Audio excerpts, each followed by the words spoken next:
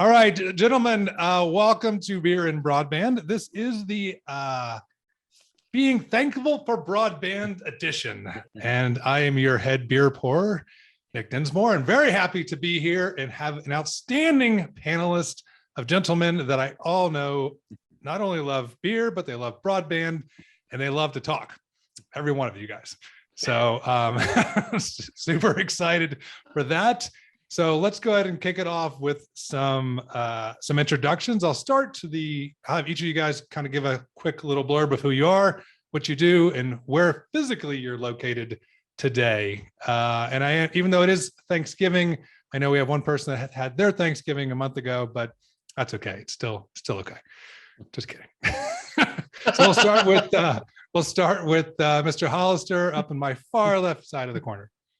Hey everyone, thanks for joining. My name is Brian Hollister. I am the co-founder and CEO of Bonfire Engineering and Construction.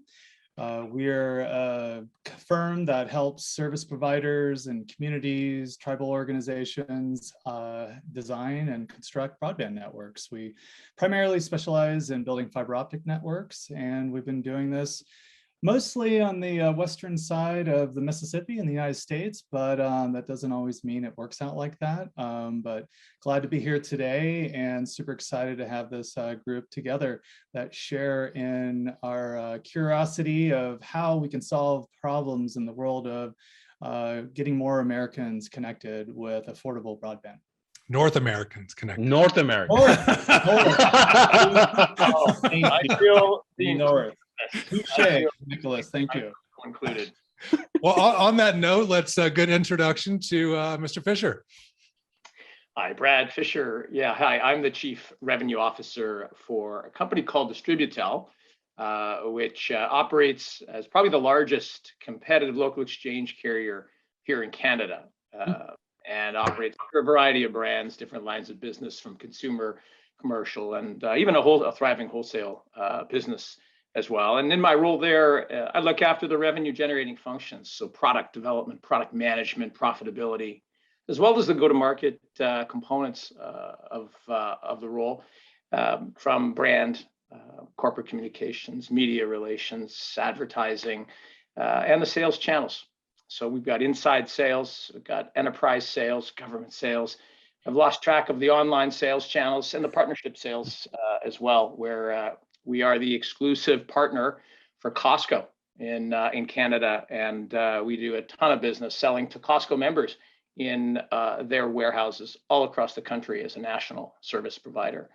I'm particularly excited to join the conversation today because here in Canada we're doing some really interesting things in terms of extending broadband and getting broadband to the underserved and unserved marketplaces. As you can imagine, a country of this size, where we're pretty spread out, that matters a lot. And I look forward to the discussion today. Awesome. Welcome. Mr. Worthen. Yes, sir. I'm Brian Worthen, CEO of Visionary Broadband and Mammoth Networks, and I'm based out of Gillette, Wyoming. And we have a network that spans from Butte, Montana down to Farmington, New Mexico. So capturing a little bit of 4 states there, and just grew on our own dime and did it the hard way. And here we are today. Awesome. Welcome. And if you guys didn't know, if you can tell in his background, he is a Star Wars fan. Brad looks like a young Sean Connery. I'm just saying. It's freaky. When I angle, he looks. That. Yeah. My wife's friend said that about a month and a half ago. That's happening. Nick never said anything as nice to me.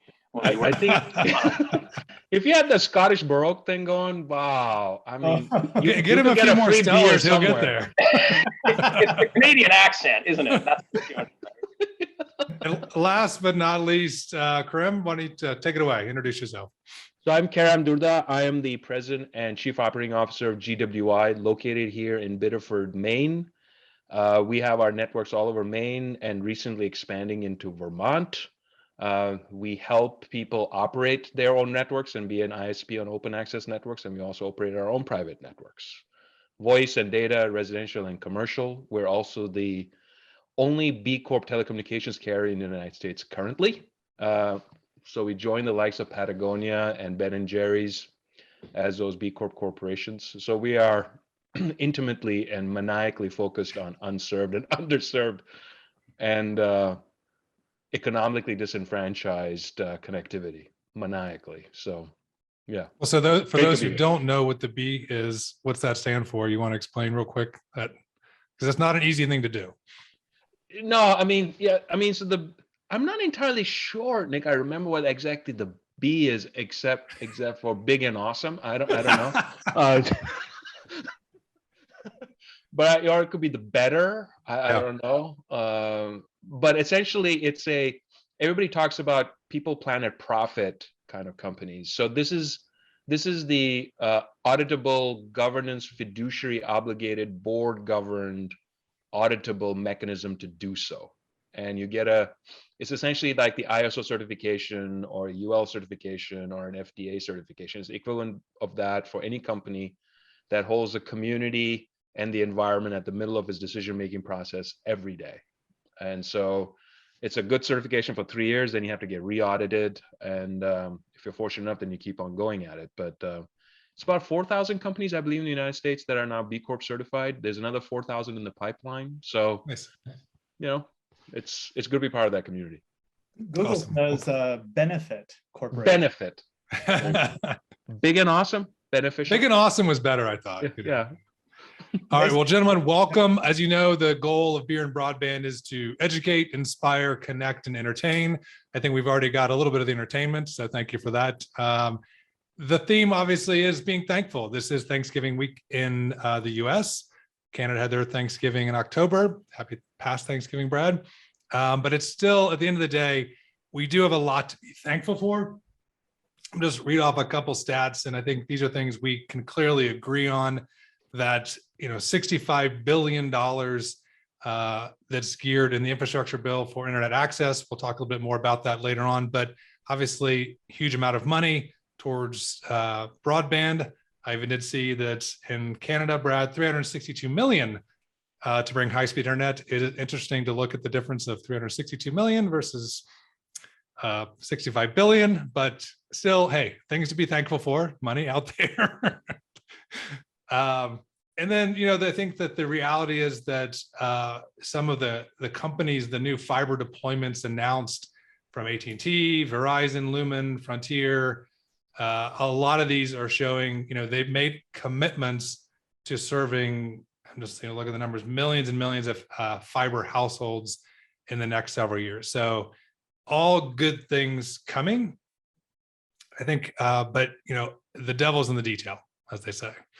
So I think maybe we could start off by just highlighting for each of you, I mean, what's one of the things that you're thankful for personally in your own community that broadband has done and delivered for you guys? Maybe we'll start with Brian Worthen. I think that's a great question, because there were a number of years in building broadband where people really didn't understand what we did, right? Mm-hmm. And so in our world, in the early days of broadband, your competition was the phone company. Cable wasn't even a broadband competitor when we started rolling out. And so we've gone through all those years of being a prophet in our own community, right? Where you're a little bit appreciated the next community over. The sentiment as of late, especially in this environment over the last year and a half, is this is so essential. And now everybody understands it, right? So people would catch me at Walmart and say, hey, my wireless printer is not working 3 years ago. And now they say my kid can go to online school, or we're having college classes online. So they actually truly understand. And when I say they, I mean my fellow citizens they're making more of an attempt, and they're more educated on what we do in the community and how we're moving the needle. And so I have a certain amount of appreciation for the fact that the environment right now has lent itself to us being more appreciated, because in our business, and I think I've said this on this program before, nobody ever calls and says, my internet's awesome, right? And the only calls you get are the people that are having the opposite experience. And so this is our chance to shine and enjoy some of our hard work and success. And I'm thankful for that. Awesome. Mr. Fisher. Well, I think first of all, I've been thankful since like the 12th of October. I'm continuing to be thankful right through to Thanksgiving here on Thursday. We did have Canadian Thanksgiving, and I'm all turkeyed out from about a month ago, but we'll do it again. We have adopted Black Friday, so there's a lot of broadband connected gear flying out of Best Buy right now at discounted prices, because Black Friday lasts a whole month here now, just like it does for you. And when I reflect on broadband in the community, there's a couple of things that kind of come to mind, but most profound for me is how the ubiquitous nature of broadband and the way that broadband here, in our community, stood up over the last 2 years of step function intensive use when we moved into everything at home mode, when the early lockdowns related to this pandemic forced us to rethink how we worked, how we entertained ourselves, how we connected with family and friends, how my daughter schooled, and these things, they were made, frankly, seamless, easy, frictionless, because the broadband infrastructure was in place, the services were there, the speeds were there, the technology that wraps around that pipe was in place just in time, frankly, just in time to get us through that as a community, as a family and as a community of families. So, I'm thankful for that every day. Awesome. Kerem. I think I'm not that I think, I know I'm thankful for that. Now this is a societal conversation. This is not just a conversation by tech professionals or public policy professionals or public wonk professionals or just politicians, right? So this is something that is now part and parcel of a societal conversation. That it's that when you have comic book strips talking about it, or SNL talks, makes skits about it, it's sort of permeated sort of the zeitgeist, right? And I think that's really healthy, because if anything, during the pandemic, and now obviously coming through it, the idea of participatory democracy relies on access. It relies on affordability. It also relies on choice, right? The choice to be able not to be beholden to an incumbent or some sort of monopolistic tendencies. And now people are starting talking about that, right? So people can say, you know what, town council meetings, instead of 3 people there and sort of, lobbing little paper balls at each other, there's like 60, 70, 80 people now, people are realizing that if we need to sort of invest in the next 3, 4, 5 generations, hey, this is now a foundational element of civilization. How many places, immutably so, now talk about broadband as transformational, once in a generational, similar to the ruralification program in the 1920s and 30s, or the National Highway Transportation System in the 50s and 60s. These were words that were used by my peers and colleagues 2, 3, 4, 5, 6, 7, 8 years ago, right? And now it's part of the vernacular. Everybody says it. So I am thankful for that, because in some ways, when you have that congealing of intent and focus, the 65 billion that comes down at least has a place to rest on. And at least there is a good chance that with expertise and everything else, it can get channeled in the appropriate direction. So I'm just thankful for that. But with the thankfulness comes this sort of realization of what there are many that do not have that.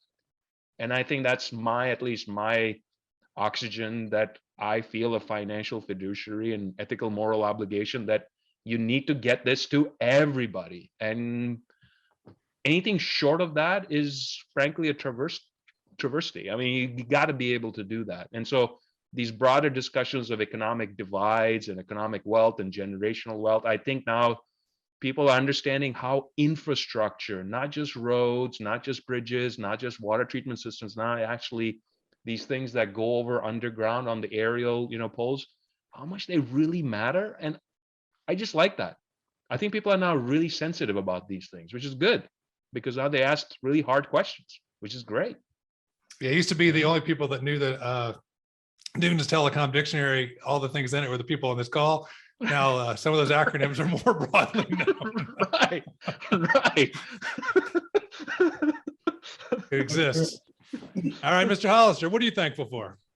I think it's the same theme, but first and foremost, it's great that my family, both extended and near family, knows what the heck I do. Knows that I'm not the guy that you call when your computer's broken. We're doing something that's much more impactful, and we've been doing this for a long time, and it's great that this is it's like the common language, right? Organizations do a lot of work to have a common language, just even within your own organization, to be successful in talking to each other.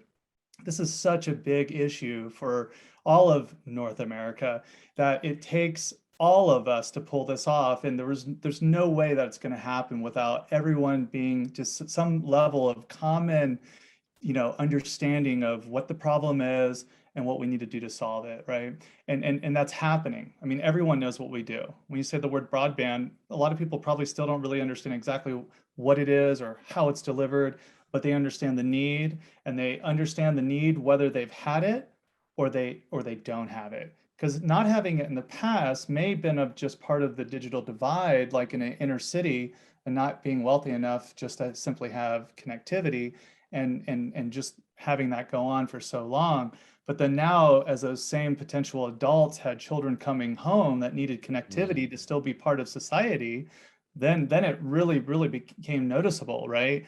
And that all levels, all income levels, all ages understand the problem, and in order to fix the problem, we've all got to understand the problem.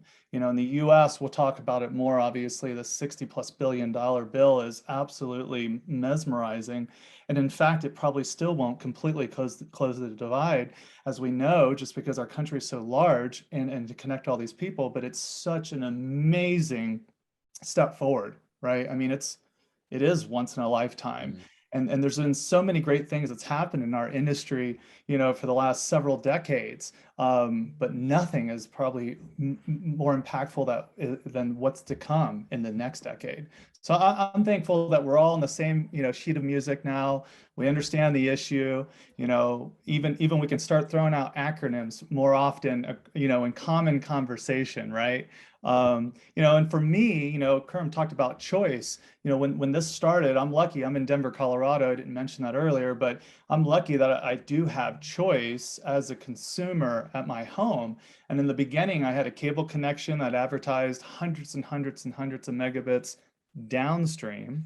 But as we had 4 streaming individuals in our home, wife and kids, all needing to connect at the same time, we quickly realized how inadequate that network was to meet our needs. And just having the ability to choose, and for me to switch to a fiber provider and now have full symmetrical bandwidth, solved all those problems. And for me, selfishly, that was huge, right? Another, my significant other works, and kids can be demanding when their electronics aren't working, and they get stressed out just like us, right? When a call's going wrong and they can't connect, and of course they come running to us, and then the wife comes running to me, and I mean, I don't even know the anxiety that's caused in the background that, quite frankly, is never ever come up again since we switched to fiber. So I really truly look forward to the day that everyone can appreciate that same kind of experiance. Yeah. That's what I had to laugh. I was looking at Brad's face when you said our country is so large. Working on it, Brad. I'm working on it. Size. Size Yeah, size matters. We're way up. But it's density. It's density. Well, before I want to talk about the money and some of the things that the differences we can learn from each other. But before we jump into that, I'm curious. All right, this season we talk about broadband. We talk about applications, innovation. What's your guys' number one app? What's the number one app you're using right now that you are thankful you have on your phone today? And if it's one of those apps that shouldn't be said in public, just don't tell me that. Or YouTube. right now. We'll edit I that. use YouTube Music a lot, and WhatsApp, because I'm in touch with all my friends internationally. So WhatsApp and YouTube Music. For a minute there, you're like TikTok. I'm like, No, not TikTok. No. My kids, yeah. Yeah. Yeah. TikTok can be an informative source of information. News. Recipes, and in fact, it was through TikTok that I learned I could get a free COVID test at Walgreens through the drive while I was trying to get back into Canada last week. I didn't have to pay. It's all covered by your program. Generous, just like the broadband program that was announced. But my top app, like, sadly, would have to be it's Teams, because we're Teams integrated with Outlook, and I'm on the conference calls. I'm doing the chat. I'm in the groups. I'm in the files. I'm in the folders. Apple's telling me that, I've hit my limit. I'm asking for permission from my wife to keep using it. Teams. Yeah. Teams. All right. We got Teams, and we got YouTube and WhatsApp. All right. Anybody else? Any other takers? Man, Just the calendar integration. I mean, at this point in my life, I need someone to tell me where to be next. It's the broadband environment right now is so demanding of time, which is probably our most limited resource. And just having something that beeps at you and says you need to be here in 10 minutes is pretty handy. Fair enough. The problem is I have to start scheduling like restroom breaks and lunch breaks and stuff like that. I have to put in my calendar, otherwise it fills up. That's a flaw with Outlook, right? You only get like 30-minute and hour blocks. Like, you can't schedule 15-minute or 10-minute blocks. Oh, right. Man. Come on. But if you use Google, now, the Google Calendar has a way it tracks all your meeting statistics, with who, for how long, frequency. It's scary. Wouldn't you just be depressed after that? It is. Yeah, you don't look cry? at that too often, because it can be depressing of how long you've been on a call, video calls. And it'll do a nice little pie chart for you, a little bar graph for you, just to depress you more. Yeah. I was on a free conference call today, and it was a weird feeling. Like, that was all we used to do a couple of years ago, and now when it's not a video call, it was really odd. I do enjoy I can actually multitask instead of just talking to somebody. Yeah, it's fun to go off camera. I agree. I'm having an off camera day. It's just not happening. All right, well, let's jump right into let's talk money. So, right now there's a lot of debate about a lot of things, but obviously in the US there was the infrastructure bill. There's been bills in the past, from CARES to RDOF to E-rate program, lots of programs that are driving a lot of money. Canada, I just, the one I saw, Brad, but I'm sure there's other ones. Yeah. I'm curious though, from your guys' perspective, is all this money, is it actually a good thing to get all up front, or do you really think it may actually hinder the digital equity and the digital digital implementation of services in the short term?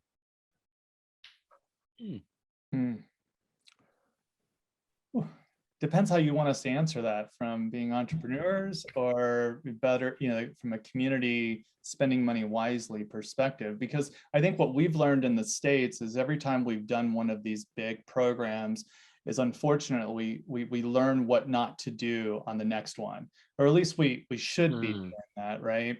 And with the RDOF, awards, there's obviously some awards that are still getting highly challenged, right? And so at the end of the day, those awards, they're not happening yet, right? So we've got over $1 billion tied up in one of the awards. It's being highly challenged. You're having states now push back on them believing whether or not they can even have the capabilities of meeting the requirements if they're not able to even, provide the right ETC, status, compliance work. So, it's tough, right? They're doing the best thing that they can, but can we learn from it? I mean, there's so much money needed in this, to in these areas because of just the density issue, the lack thereof, right? And that these networks in those areas cost so much to build. So you need a lot of money, but you need to make sure it's obviously being spent in a way that's going to benefit, obviously, each one of these North Americans.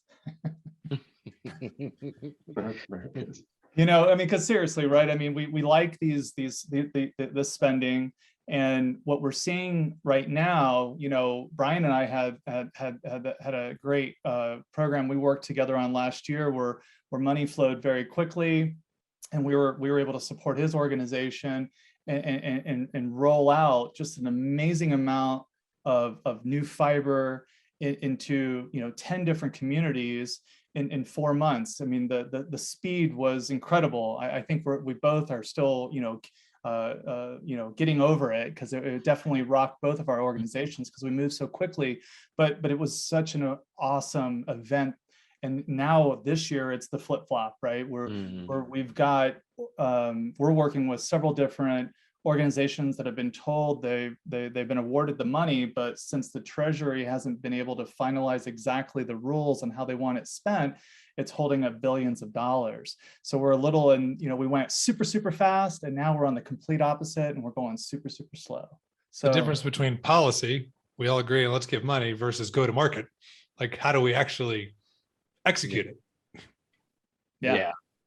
And, these are huge sums of money. And I think you made the right point, Brian. It's like, is it getting spent the right way? Is it going to the right organizations who are putting it to work the fastest? So is it going to the organizations?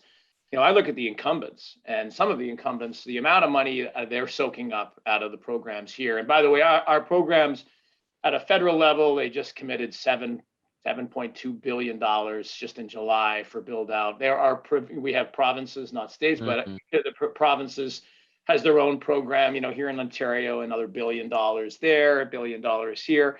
And my concern is that the money is padding the already rich margins and high dividends of the incumbents, right? So, these are the same companies in Canada that lined up to get COVID wage subsidies during, the beginnings of the pandemic, took hundreds of millions of dollars, just like they're taking broadband funding, and they raised their dividends to shareholders. And the money's going, and they paid the biggest executive bonuses ever. So I don't know if that's going to the people, and I'm looking at organizations like mine. I'm looking at organizations like some of you are involved with, here on this call, and the objective here is to get people connected, right, to the people, the places, the priorities that matter most to them, and leveling the playing field for those underserved markets that, like, quite frankly, the reason they're underserved is because the incumbents didn't want to go there and sacrifice their high profit margins until they got all these subsidies. It's not about whether it's viable or not viable. It just wasn't viable enough.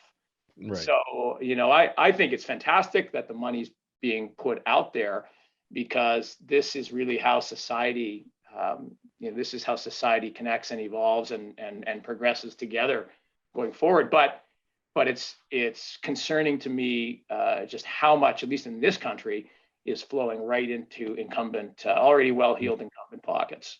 And the speed with which they spend it and actually roll it out is very disappointing.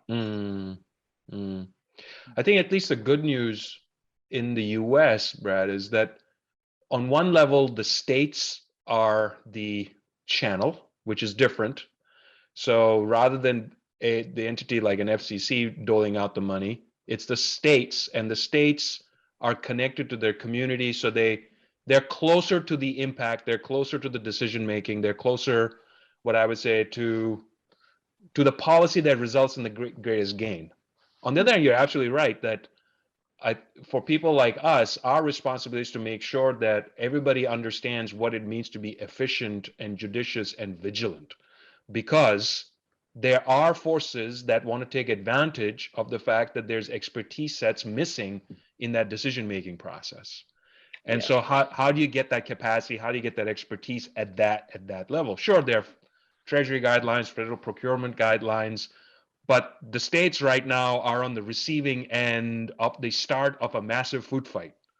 And how do you get to referee a food fight? Well, rules, eligibility, workflow, process, I think are going to be the order of the day. And the states which have been thinking of this stuff for a while are going to be probably ahead of their maturity curve. And also states that say, you know what, we're not going to fund $1 million projects by themselves and have 500 of them. No, you're going to have 25 of them at 50 million each, because we need to make sure that we take advantage of efficiency, scale, and so on and so forth. In New England area, that's a big deal, because New England thrives on the home rule. I just want to do it myself. I don't care about the 3 brothers and sisters down the road, and leave me alone. That's not going to work when it comes to these kind of funds. So it's going to be interesting where that sort of aggregation plays, because there are forces that will take advantage of that and say, guess what? I'll come in, let's sign a deal, and you need to do this, and I'll take care of everything for you. And don't worry about it. Where does the I money guess- go? Nothing gets built, and Nothing gets built. Nothing gets That's built. what I guess and I worry about. nothing Is it right is there, gets built? Yeah. is there a risk of all the money coming in and then some people that maybe are morally questionable, or they're just not maybe even intentionally, but like, hey, I'm going to do all this because the money's there, versus, hey, this is what I'm really, really good at. Right. Right. I think that's the item I would add is, and you know, I'd take a little bit more positive spin there, is the upfront money. In fact, I think we saw this during RDOF and CAF too. People started looking at that like it's an investment, right? So the barrier of entry was lowered, and now people that weren't in the business, or a provider that was willing to go out and take more risk and take on more borrowing and whatnot, was willing to step up and say, okay, I'll participate in CAF 2, I'll participate in RDOF. Now this money comes down the pipe, and it's pretty transformative. We have a program in Wyoming that set aside in 2018 funds for a community to do a public-private partnership with a provider. And what's interesting about that is the rules around it have made it hard for that money to be used, but just the money being there made a bunch of people step up their game. And so having the funds up front makes everybody up their game, because they've got to either defend an area or go after an area.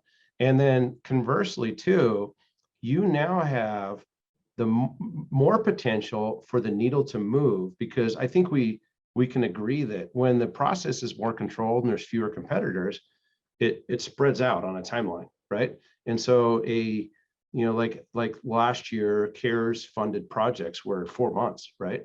Can you imagine if we handed that to the incumbent phone companies and the cable companies, how long that would take, right? So actually dangling funds in front of anyone willing to do the hard work is interesting, because they will step up and help move the needle, and there will be more competitors in the market as a result. And so, yeah, there is that factor of responsible spending, but I would say that this controlled timeline that everybody's dealt with in the past has been just as irresponsible.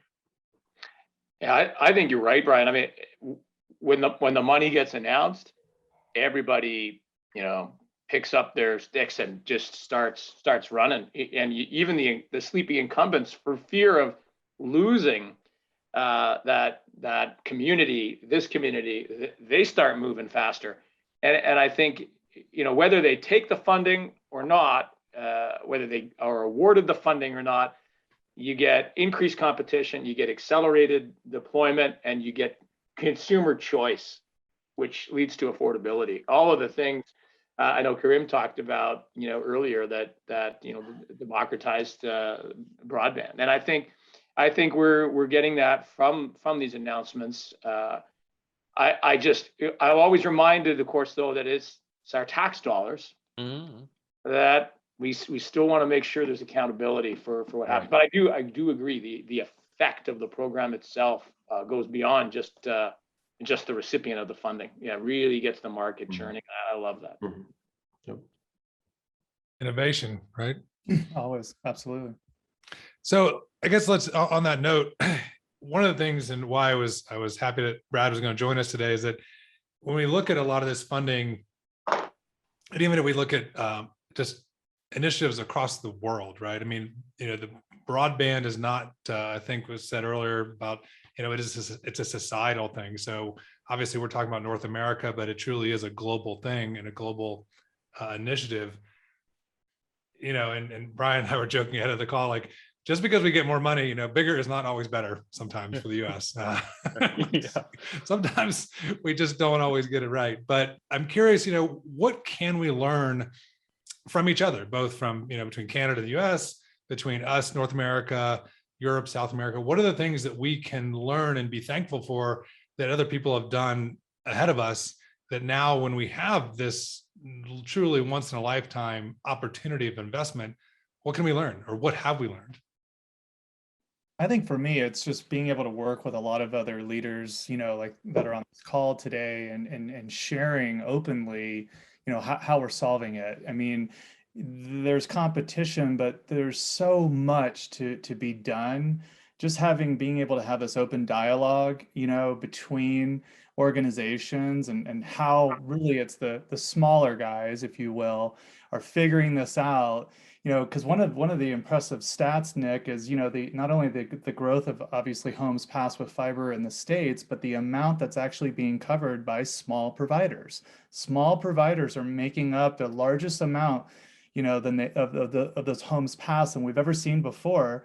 And it's exactly what Brad said. I mean, it's still dominated by the big companies, but we're showing that the small carriers are driving inroads across, I mean, every single state, right? Every province, right? It's competition that's making this happen, and it's a lot of this tribal knowledge and this willingness to share, for sure, amongst all of the small competitive carriers, that's really helping to drive a lot of this.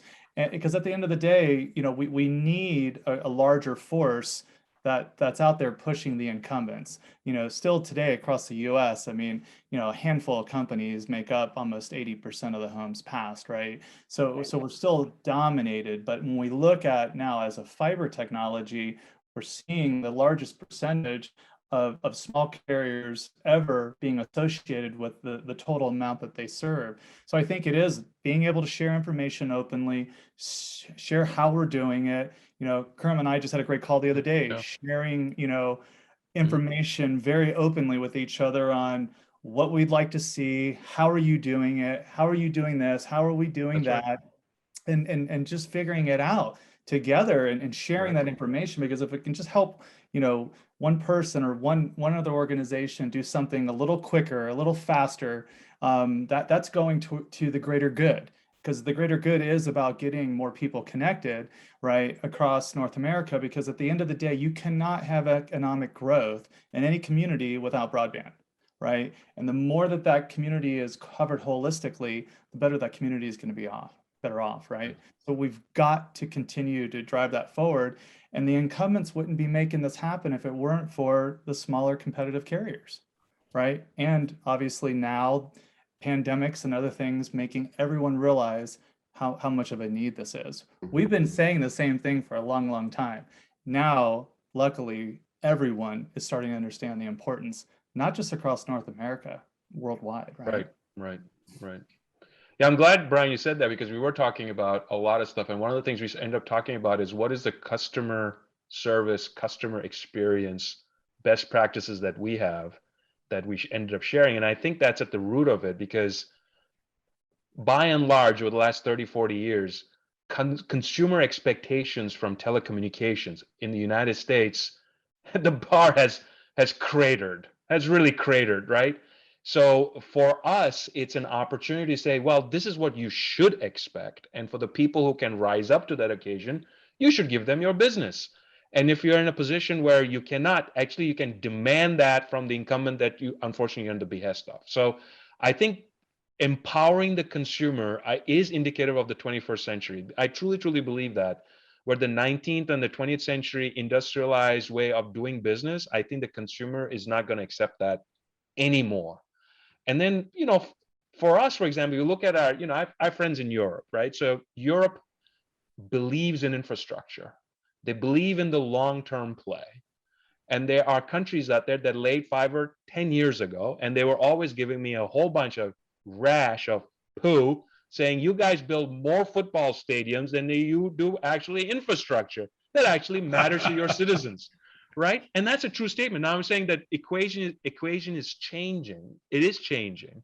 And one tangible sort of capture of that is, so for example, in Maine, we have now some number of Afghan refugees coming in from the crisis, right? And this became really real. So as an immigrant, I feel that I have some radar up that, for all immigrant rights and advocacy. But here's something really real.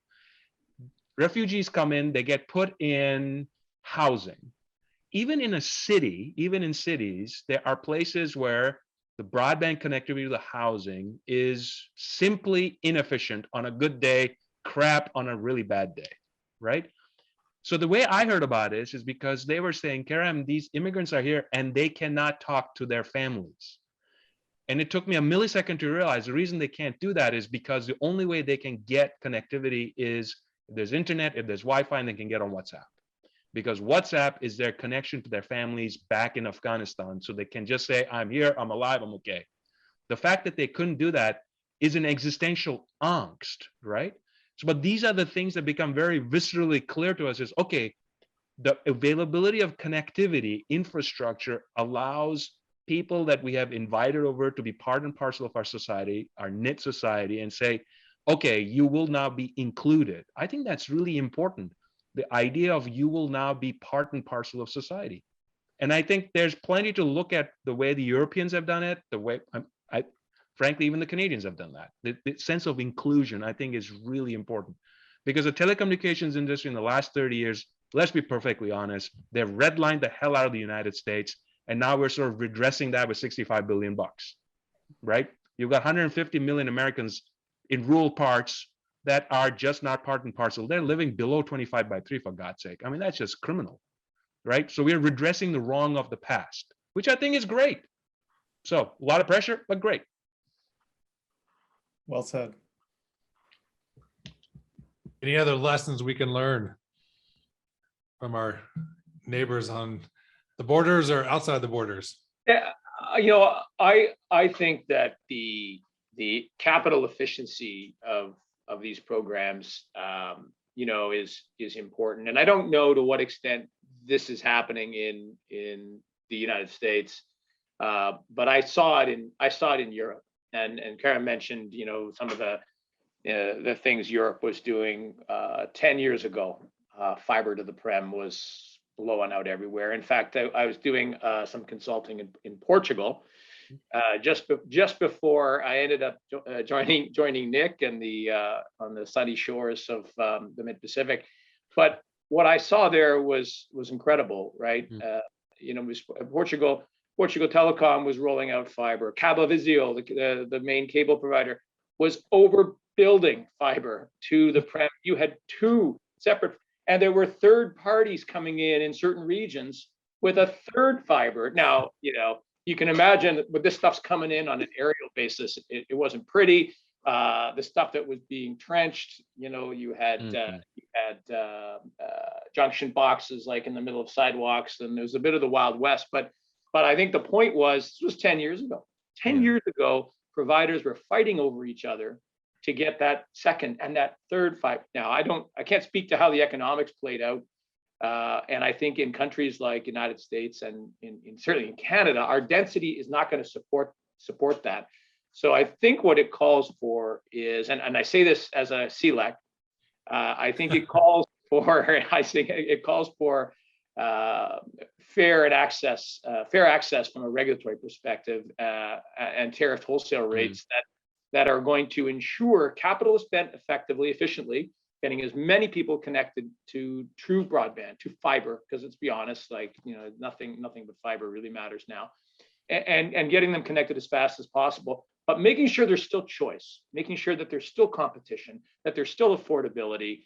And I think that takes good regulation. And I can't speak for where the FCC is on this, but I'll go on record and just say the CRTC, they took a wrong turn at the last exit at the interstate, and they are way out in the farmer's field, and they are missing the opportunity to do what's right for Canadians. This is a paid service announcement, but no, it is the reality. Is they have caved to the pressure of the incumbents and backed away from regulatory policy that supports competition, that supports choice, and ultimately drives affordability. And I can tell you, Canadians pay more for every gigabit of speed. They pay more for their mobile service plans than just about any other country, Wow. world, any other developed nation in the world, and it is because the incumbents control the market in an oligopoly that isn't serving anybody as well as it could. And so I see what happened in Portugal, and then I see these broadband funds accelerating the rollout and the deployment. What we need to do is we need to ensure that we complete the circle here, and that we have good regulatory policy, so that broadband infrastructure that gets built obviously rewards those that take some risk, but also supports competition, affordability, and choice in the marketplace. I think we don't even have is the FCC, I know the current FCC chairwoman, I guess, is not even confirmed yet, right? Like it's still interim. She's been nominated. She's been I think she's been nominated, nominated, but not confirmed. Yeah. We might like to unconfirm the appointed chair of our regulatory body. I think his term comes to an end. He's a former incumbent executive, so Okay. you can see a bias there. But his term ends at some point next year, so we might wait him out yet. Wow. Is it a 3% or 5% commission, Brad? How's that work It's more. I want to say like 7 or 8. Oh wow. Okay. Yeah. Wow. I think there's like one for each province, quite possibly 10. Oh, interesting. Do you think there should be, I mean, it's interesting, we're talking globally to mention Portugal, but like, should there be a more global view of broadband? I mean, like from a body perspective, right? We have NATO, we have World Bank, we have a lot of things that are global, and usually it's about money and military. But should there be something more focused on broadband? I mean, if it is a truly societal thing, and I know we're getting deep, but it's on my second beer and it's almost Thanksgiving. So.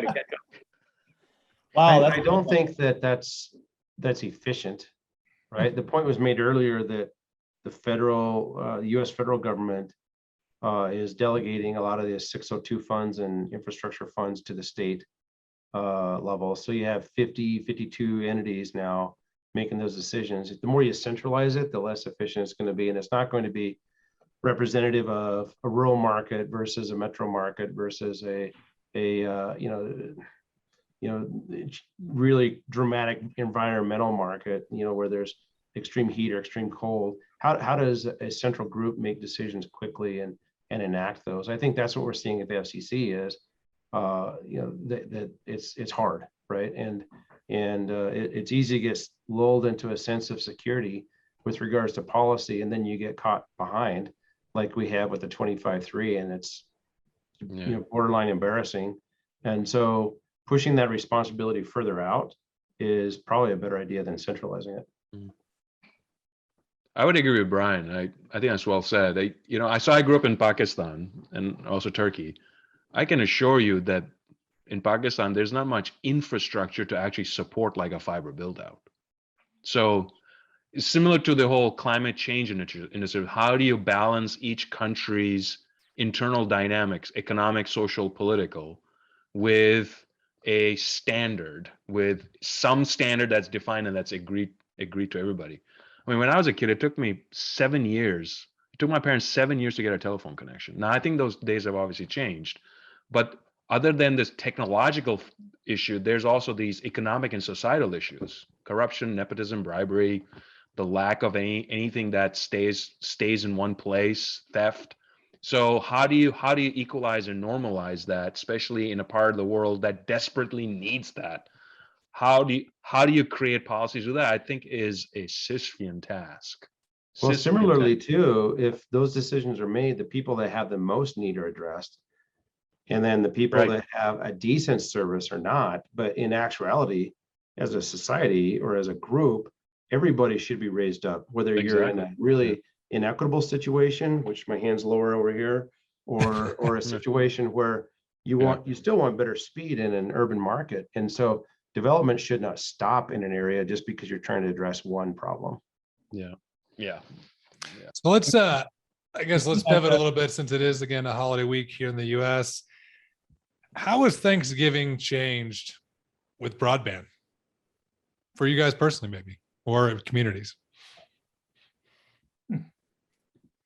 That's If a you really think about, I think we're all, well, I don't know how old everybody is, but I know most of us, I think, are in our 40s at least. So, the days of, we didn't have internet back in a long, or we had dial up a long time ago. So just, Thanksgiving Day, what we do, how we prepare. Brad mentioned Black Friday. How has Thanksgiving changed with broadband? Well, I think now with video, right? And that's huge, right? I know for us, when we do these calls to grandparents and relatives afar, they're video calls, right? I mean, and it's amazing to be able to communicate with some of the elderly, folks within our family that can't do this type of travel anymore, and just makes it difficult. So the first thing we do, on a Christmas day or Thanksgiving day, major holiday, is the kids have a list of folks they're video calling. And so and that's fun. We all get into it. We set it up usually in the kitchen, and everyone's a part of it, and it's quite frankly a lot more fun than just normal voice call. So I think that's something that's at least changed in the last few years. I think from Maine's perspective, I'll tell you what's different is there are more families that have moved to Maine because of better infrastructure. I can think of, we have an FTTX network that we operate on behalf of a community. It's an island, 800 people that have a gigabit by gigabit. And during just this year, they had 8 young families move there and set up, for the next 20 years, their lives. And so that community has 8 new families celebrating Thanksgiving. And similar to where I live around here too, you have just new families moving in because of better infrastructure. And for Maine, that's a massive, and also for Vermont and New Hampshire, massive cultural shift. In Maine, the Caucasian population has a negative birth rate. So Maine needs ingress of professionals, young families moving from other places, either from the country or out of the country, to come in as essentially guarantee the sustainability and longevity of this state for the next 100, 150, 200 years. And now there's an intentionality of people literally saying, do you have fiber broadband? Seriously, people actually ask when they're buying a home, do you have high-speed broadband fiber internet? And if you don't, well, you got to knock off some bucks from your purchase, from your selling price. But that's the sort of the long-term trajectory where Thanksgiving is not just, frankly, just white people. There's just, but it is a community of people from all over. And I think that's immensely joyful, man. It's just immensely joyful when you're going around saying, wow, there's a sort of this percolation of humanity around. It's not just in New York. It's not just in Chicago. It's not just in Miami or LA, right? It's in a place, Portland, Maine. I mean, I don't know. Which has amazing oatmeal stout, by the way. Just the best I've ever had. I'm just saying, it's got an amazing oatmeal stout there. Well, I think that's true. I mean, think about the areas, these small towns that, we're able to build these networks in that have had such a population decrease, right? Because and it only increased dramatically, as the pandemic happened, and where we're seeing broadband built in these small areas, you literally can see an impact that is quick to happen, in less than 18 months in some cases, right? Mm-hmm. As it's being rolled out. It's powerful. It's incredibly joyful to be, part of that, even, for just one small piece, because it is, we're impacting humanity. There's no question about it. Yeah. In deep now. Indeed. Ooh, man, I know. Yeah. I know. We got that's let's guys, we shockingly we've been talking for almost an hour. So we'll probably try to wrap it up, since to be thankful, so that our listeners don't say, hey, I've had enough of your thankfulness. But let's do as we always do at Beer and Broadband. We always do the parting thoughts from each of the guests. And maybe just, again, what are you guys thinking about for the rest of the year? What are you thinking about as you go into 2022? And just anything that you're thankful for, truly, just, yourself personally or the community, as we wrap up another year of a pandemic, but a year that's had obviously quite a bit of positive too. So we'll start guess we'll start down with the Jedi Master, Mr. Worthen. Yeah, what's really encompassing and occupying my thoughts right now is the potential to continue to move the needle.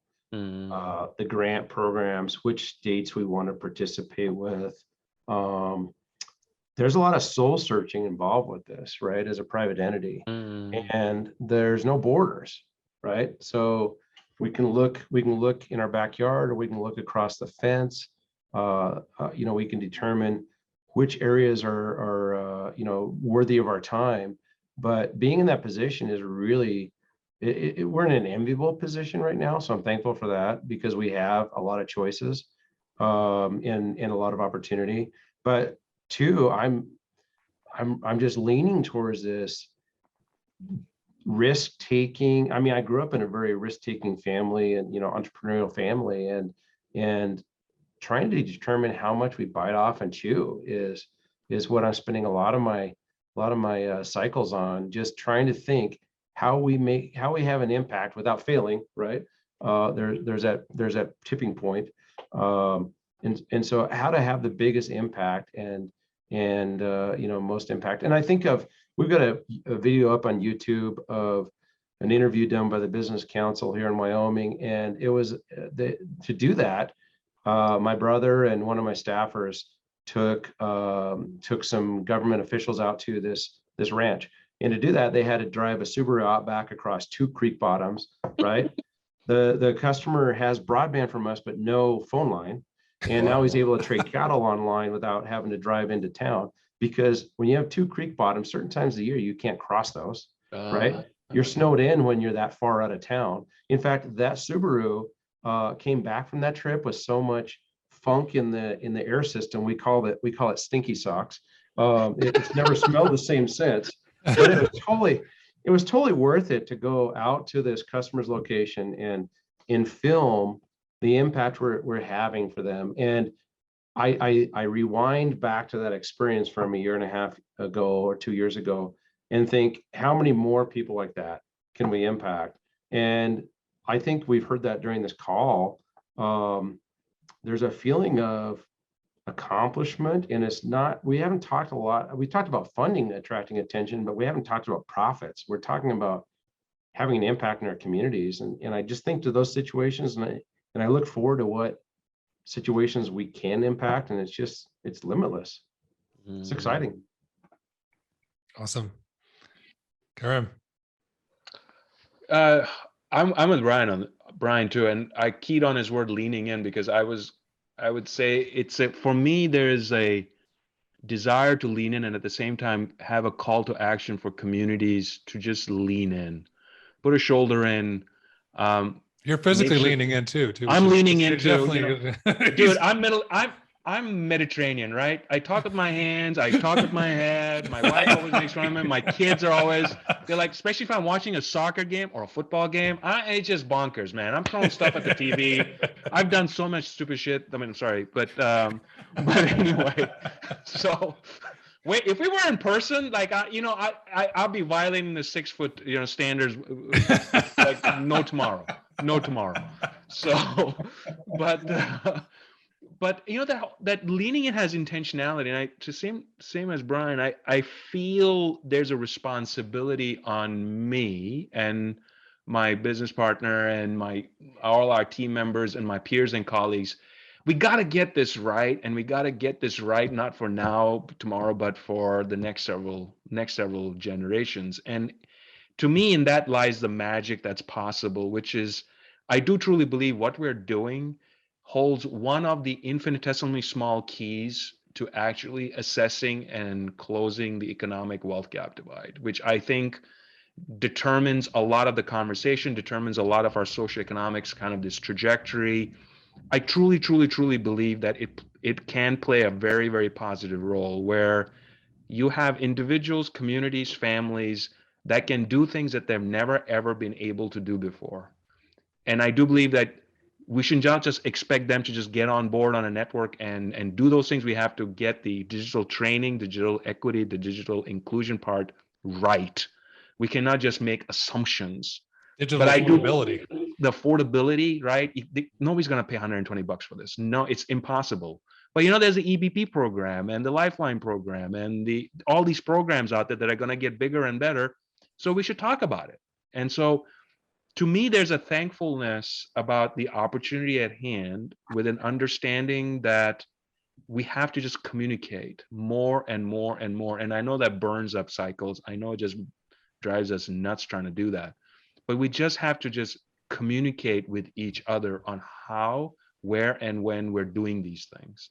So that almost like the public service announcement that's needed by society, which is, hey, it's here, use it, is almost, hey, it becomes part of the conversation. And I think that's where we need to be in the United States, where it's a demand. It's like the Civil Rights Act, it's like the voting rights. I want it and I want it well, and I don't want any BS. I feel a responsibility to be part of that. It's exciting. Like Brian said, I do have sleepless nights. Am I doing the right thing? Because in some ways you're making some choices, you're making some decisions, but intentionally am I thinking of everybody? Did I forget anybody? Because if I did, then, shame. So I hope not. Awesome. Mr. Fisher. Well, I might be part Mediterranean as well, as some know. And, there's also a lot of yelling here, in this house. But look, I mean, and as I said at the beginning, I've been thankful for all of October and all of November, and I continue to be thankful as Thanksgiving comes to us south of the border. I'm thankful for the continued investment in connecting people to the things that matter, the things that help level the playing field for all people, right? And this is about inclusivity. This is about giving everyone equal opportunity to not just connect, entertain, but to conduct commerce on a global stage. And this is especially important for society as things completely virtualize, digitize globally, and it just matters more and more that we're able to connect like this, like what we're doing right now, cross borders, right? And the world is a difficult place, facing bigger and bigger issues, and it is broadband that enables us to have these calls. Your president had a virtual meeting with right. China's leader for life. I'm not passing any bias on either, but I was impressed. Everybody stayed awake during the session, from what we can tell. So that's excellent.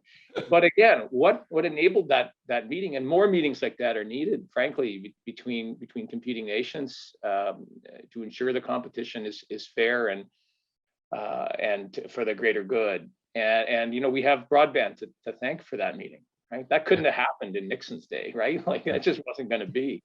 You're just happy because you're not getting stopped when you go through immigration. That's why anymore. like I used to be. Yeah. And you know what? And I'm thankful for the chance to connect with you all here, on this call, to share insights, to share learnings. We're doing this again. It's enabled by broadband, and it's enabled by individuals with a great cause in mind. And this is what helps us all do better, right? This is what helps us do better in our own regions, in our own markets, with our stakeholders and our customers. So I'm glad we can do these kinds of things. Thank you. Awesome.